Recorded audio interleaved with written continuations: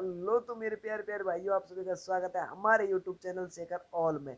तो हम आपके लिए अकबर बीरबल की एक अनोखी कहानी आज फिर से लेके आ चुके हैं, जिस कहानी का नाम है जादुई गधे की कहानी। तो कहानी को करते हैं स्टार्ट। एक समय की बात है, बादशाह अकबर ने अपने बेगम के जन्मदिन के लिए बहुत ही खूबसूरत और बेशकीमती हार बनवाया था। जब जन्मदिन आया तो बादशाह अकबर ने वह हार अपनी बेगम को तोहफे में दे दिया, जो उनकी बेगम को बहुत ही पसंद आया। अगली रात बेगम साहिबा ने वह हार उतार कर गले से उतार कर उसको एक संदूक में रख दिया।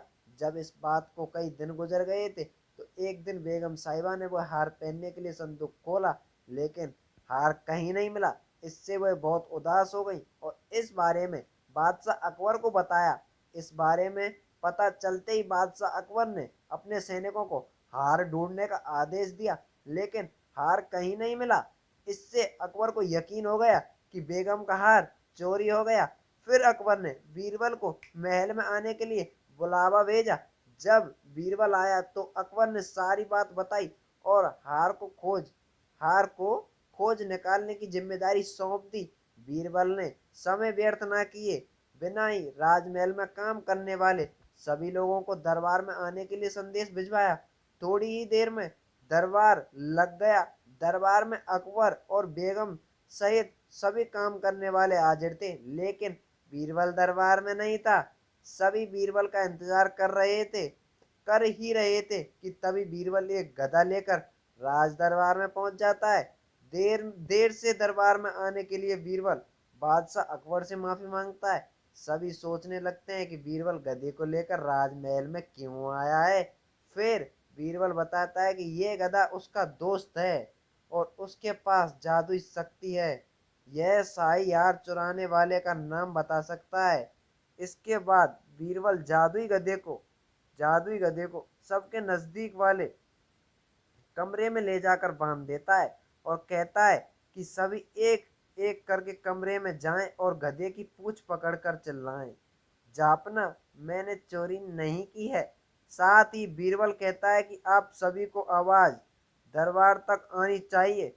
सभी के पूंछ पकड़कर चिल्लाने के बाद आखिर में गधा बताएगा कि चोरी किसने की है, चोर कौन है।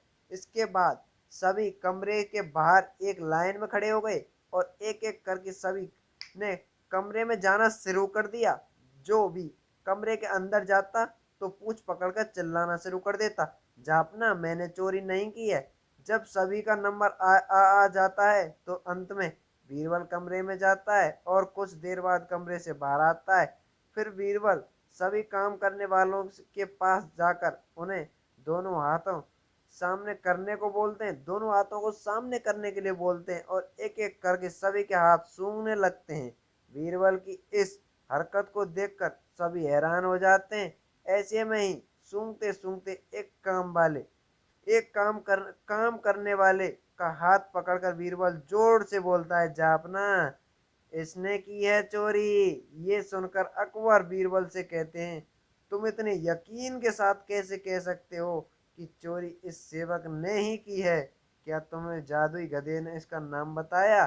तब बीरबल बोलता है, जापना, ये गधा जादुई गधा नहीं है, ये काफी गधों की तरह साधारण गधा ही है। बस मैंने इस गधे की पूंछ पर एक खास तरह का इत्र लगाया है। सभी सेवकों ने गंदे की पूंछ मतलब गधे की पूंछ को पकड़ा, बस इस चोर को छोड़कर, इसलिए इसके हाथों से इत्र की खुशबू नहीं आ रही है।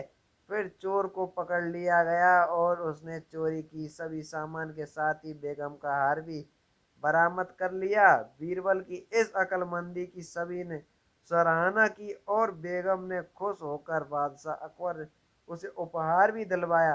तो बंधुओं, मेरे प्यारे प्यारे भाइयों, आपको इस कहानी से क्या सीख मिलती है? तो हम बताएंगे आपको क्या सीख मिलती है। इस कहानी से यह सीख मिलती है कि बुरे काम को कितना भी छुपाने की कोशिश करो, एक दिन सबको पता चल ही जाता है। इसलिए बुरे काम नहीं करने चाहिए।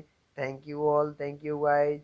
वीडियो देखने के लिए बाद धन्यवाद। वीडियो को लाइक कर दें, चैनल को सब्सक्राइब कर दें और कमेंट में बताएं आगे किस प्रकार की कहानी लेके आए आपके लिए।